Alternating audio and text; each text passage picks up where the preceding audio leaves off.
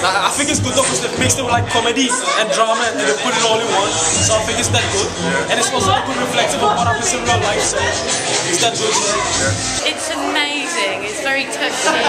It's clever. It's witty. It's sad. It's a lot of very talented people together, all pulling together. It's very moving.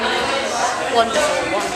Overall's well, yeah, it's decent, you know. Yeah, it's a really good show. The story's really good. Scott is definitely the best. He stands out of them all. He's on the scene top, by the way. Yeah, on the stripy top, I think he's just amazing. And so I really got that idea of what it means to be in a group of streets, that you're all struggling, having your tribulations, developing, understanding one another, all in the same place, and I really got that message. I thought it was really great, showcasing loads of different talents, beatboxing, dancing, singing, poetry, covered everything, and I know the streets that they showed, so it was really close to home. It was really good.